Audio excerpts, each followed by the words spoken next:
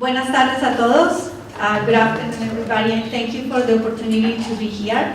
For me, it's always a pleasure to have the time to share what we do at El Centro, because what we do responds to the needs of our community and the community we find in Durham County and Orange County. We have offices in both places.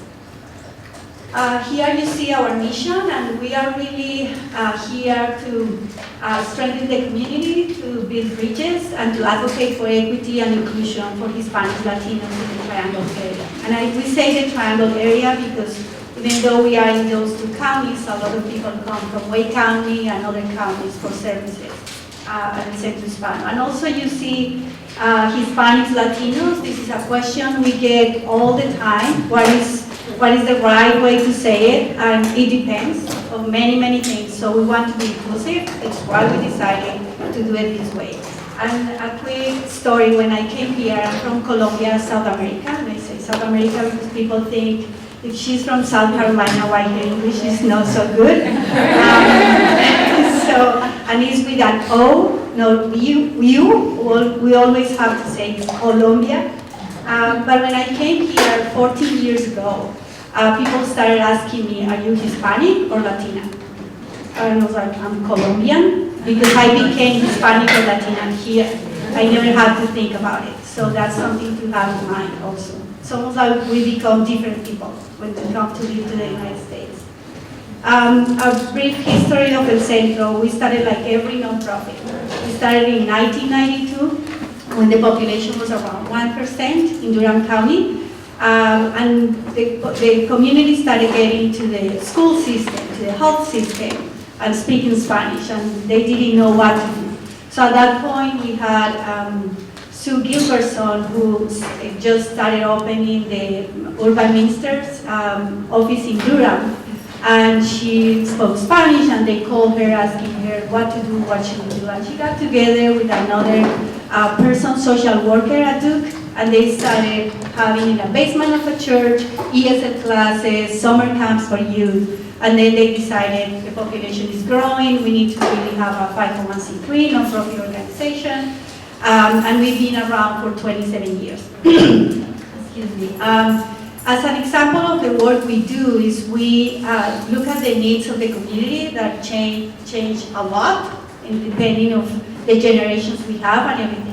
And in 2000, we started seeing robberies to our community members because they didn't open bank accounts, because cultural issues, they didn't have documents to open the bank account, so they were keeping the money in their pockets on Friday when they got paid, or under the mattresses, so they were getting robbed. So we got together with some credit unions and decided to open the Latino Credit Union.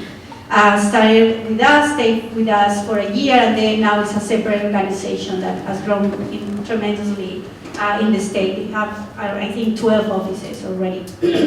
And in 2010, our sister organization in Carborough had to close, and they came to us. And our board decided we had some reserves, and we decided to open the office in Carborough almost 9 years ago, and to work with the community.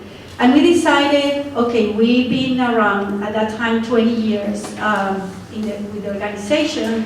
We have some programs we can replicate, but when we got to Carborough, we found a new issue for our community, and that was with the day laborers. So there is a corner in Carborough where around 40, 50 men mainly are every morning waiting to be picked up for work. The problem is it doesn't matter the conditions. If it's cold, if it's hot, no bathrooms, but also they get picked up, they go to work, and when they come back, they don't get paid a lot of the times.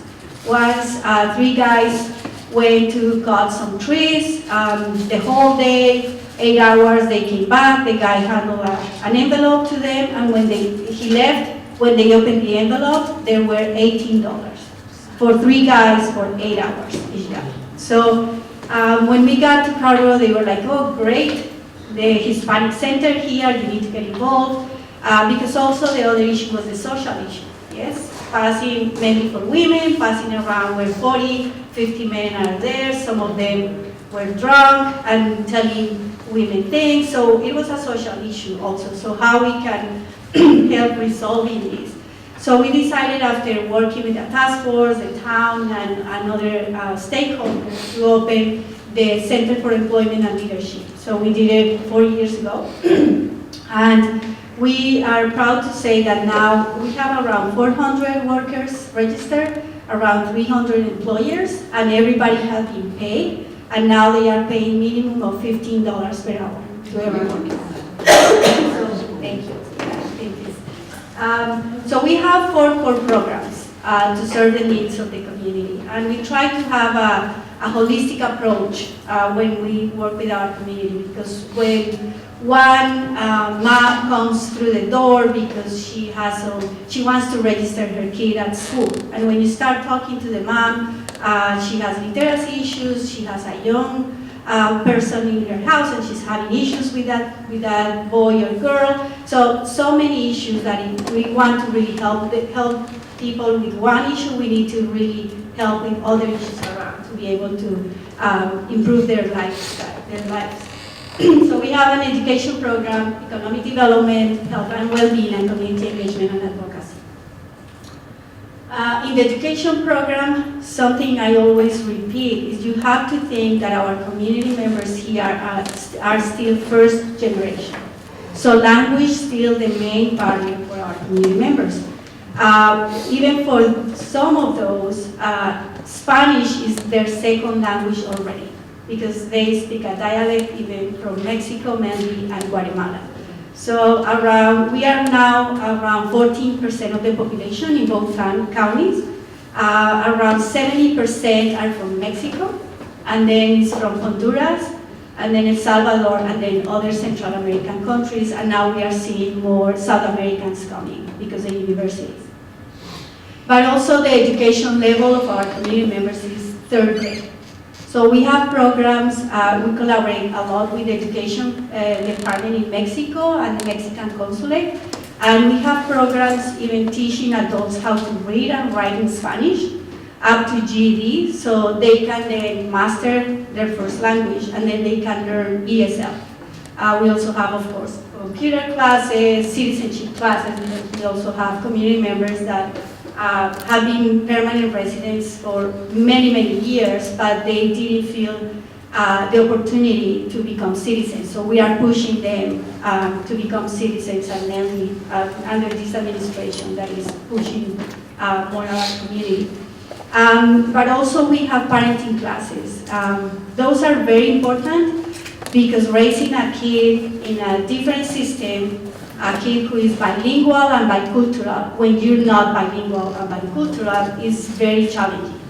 And there are simple things like in these parenting classes, we talk to the parents about using the car seats.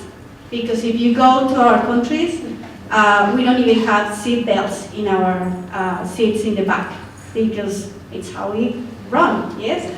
So when you come here, we get a lot of moms that get tickets, and sometimes, you know, they have to pay community service hours because they were carrying the kids in the back with no car seat. Probably no seat belt either. But so we try to talk to the parents about all these things so they can live in the system. Because also we see it as a responsibility. Yes, we are here, now we need to learn the system, the language, and be a positive and active part of the community. While the parents are in these classes, we work with children. And that's one of the things probably you see in the school system. Yes, so now we are seeing our second generation.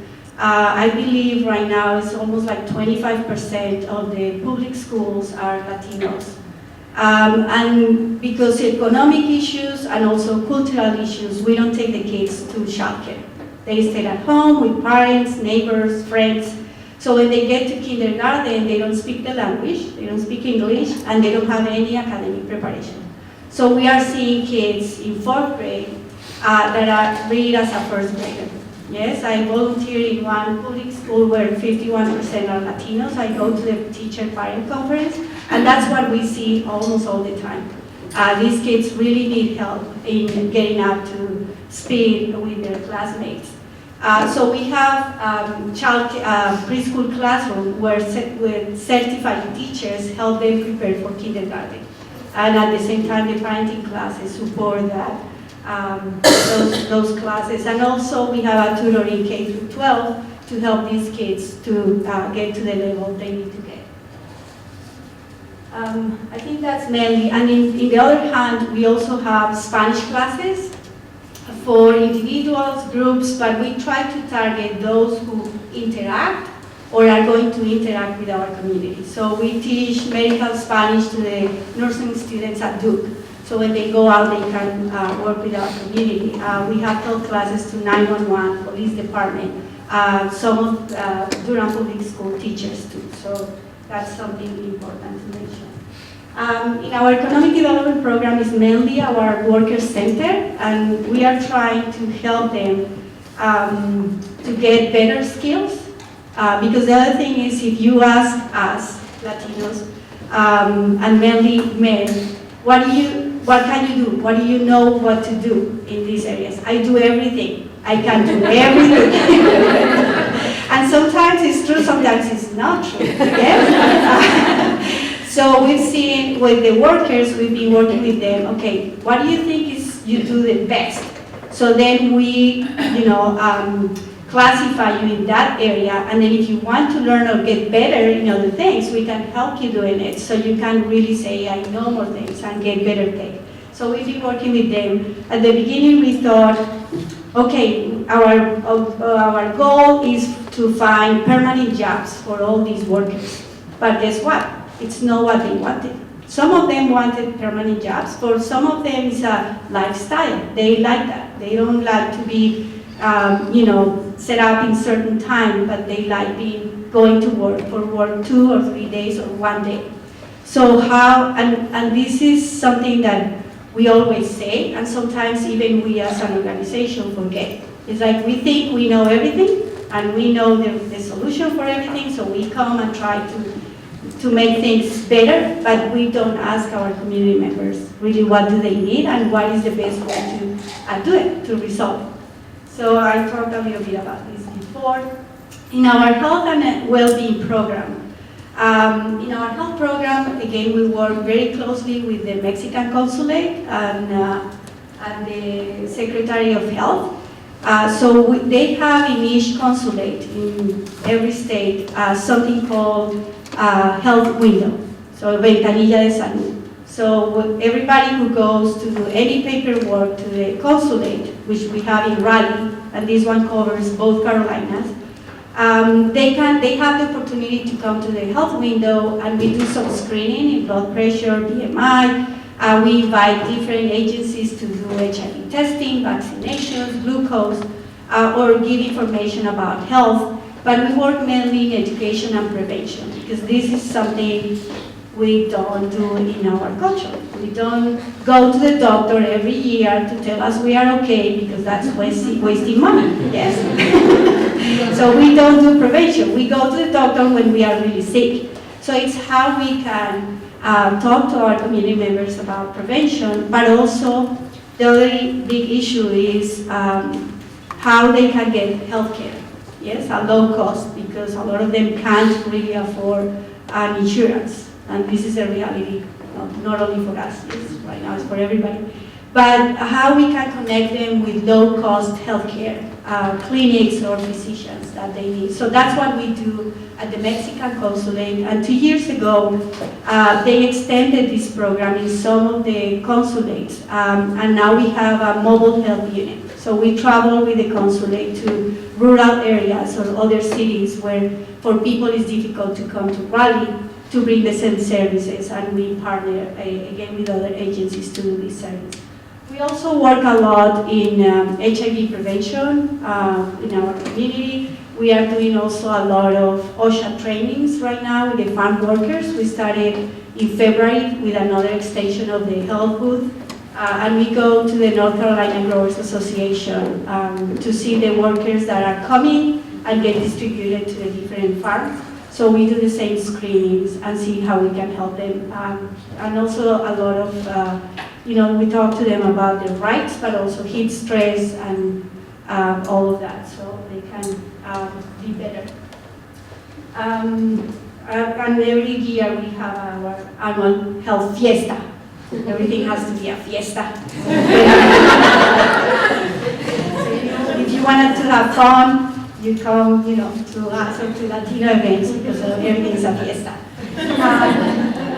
And also in our well-being program, we see it as our entrance to see and to test the needs of the community, test what is going on, how the other stakeholders are responding to our community members and the systems, how are they working for them. So it's a walk-in office that is open Monday through Thursday, 9 to 5. People can come for whatever you can imagine. They can come because they get a letter in the mail and they don't understand it very well, so they come to us and we read the letter, and then of course it's something else you have to do. Or it could be a domestic violence issue, could be they need a lawyer, an immigration lawyer. So we have 19 lawyers who volunteer their time with us in different areas. So we give them appointments with them, but here again is where we can know what's happening with the community. And something that is we've seen from the past 2 years, and also after we had some ICE raids, is people are more hesitant to come if they don't really need to come. So we are seeing an increase in phone calls, an increase also through Messenger, a lot of questions through Facebook from the community members because they are afraid of what is happening, and it's a real issue, and we can't really tell the community members, don't worry, everything is okay, because it's not okay. So we need to really help them in that area. And it's what we do. I was just, I didn't see any mental health services. Is that part of the top one, or is that something that's maybe coming? Or? Thank you for the question. No, so we don't do direct services in health, but we are very fortunate because we have El Futuro, which is a mental health organization, and what they do is mainly serving the Latino community. And actually we're excited because now we are in the same, we are in a shopping center and now they are our neighbors, so really has been a good partnership to work with them. What was that organization? El Futuro, like the future, in Spanish. Yeah, they do a great job. Okay. But still not enough. Their waiting list, I think, is long, and lately, the main issue in mental health is with the children. Because what is happening, and I don't know if you see some of that in the schools, it's really affecting our children. So in our community engagement and advocacy program, what we do is also, we revamped this program. We've been very well known for services, but not for advocacy, even though I feel you do advocacy every day, in the everyday you do, but advocacy calling, changing policies and systems. So we hire a person for this program who is now more in the legislation, looking at what is going on, what are all those bills that want to do bad for our community, and right now we have 8 in North Carolina that are pretty bad for our community members. But also how we as organization get informed of that and inform our community members to say, what can we do? What should we do? Do we want to do something, and can we do something? And I think this is very important, also to empower our community to advocate for themselves also, and show a face, because sometimes, and we were talking a little bit about this, until you talk to somebody directly or put a face to an issue, you really don't understand how that issue affects that person. But also... What are faith ID drugs? Yeah, I'll explain. No, it's good. Thank you for asking.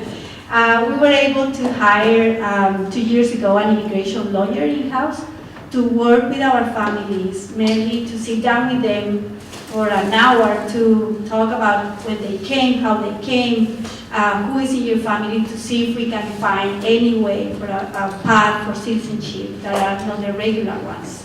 And then if we find it, we start some of these cases and then refer to lawyers who have more experience in immigration.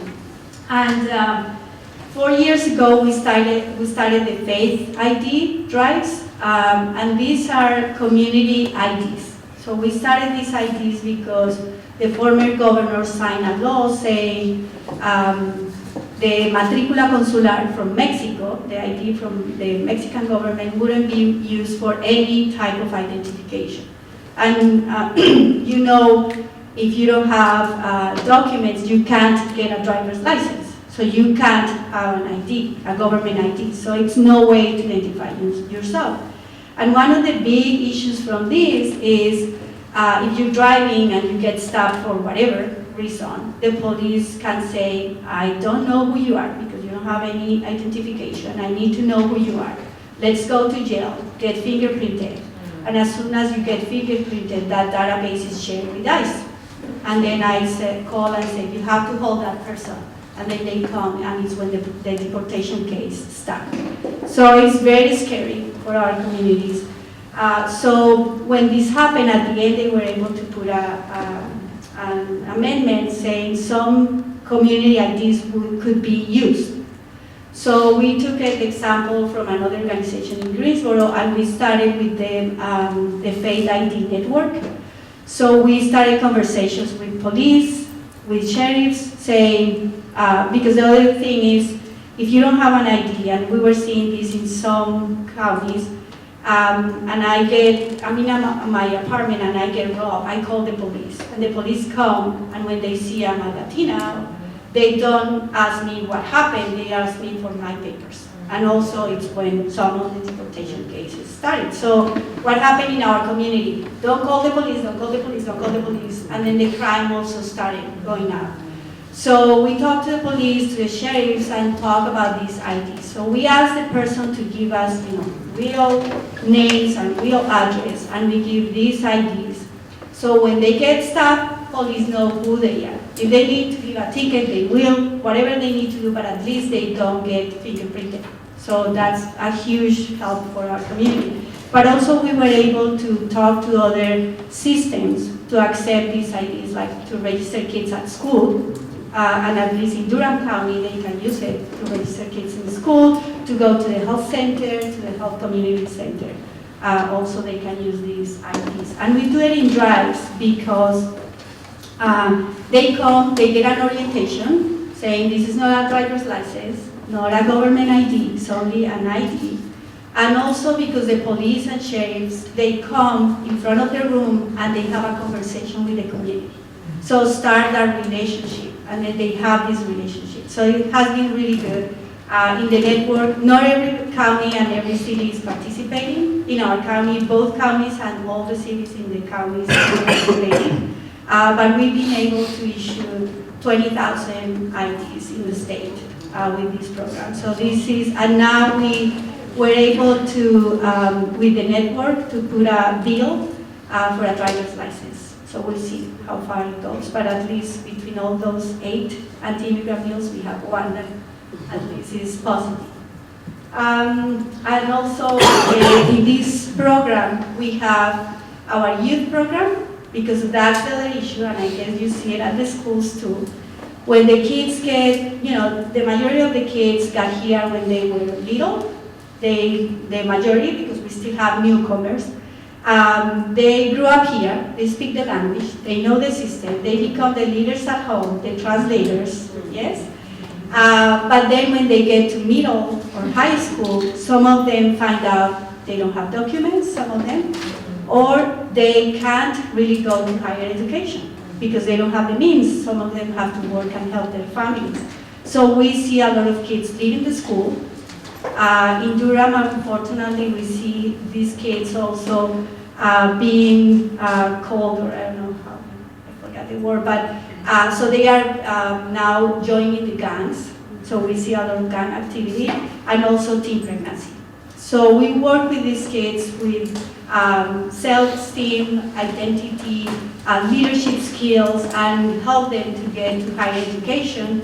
And not only to get to associate degrees or bachelor's degrees or college, the 4 years, but how we can also help them continue college. Because I think in one time we were very good of helping the kids get into college, but then after the first year they didn't feel the support, and still happening. but we are working also in that piece, how they can really finish and feel supported in that area.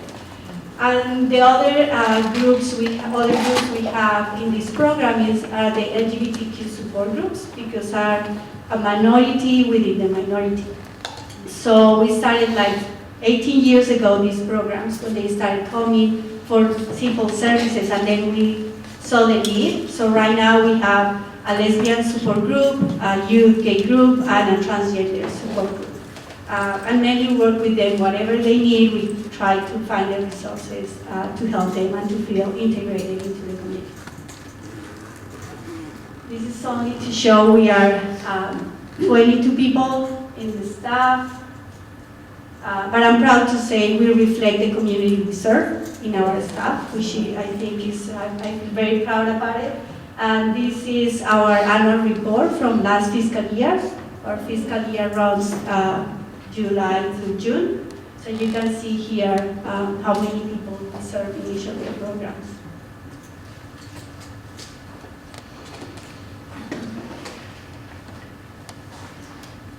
A little bit about our budget. It's always a challenge for nonprofits, and we still depend a lot in grants, which in some ways is good because support programs, but also when the foundations or the government they change their priorities, it's difficult to continue. So we've been trying to diversify our funds. This is our board, that also is very diverse. And that's it.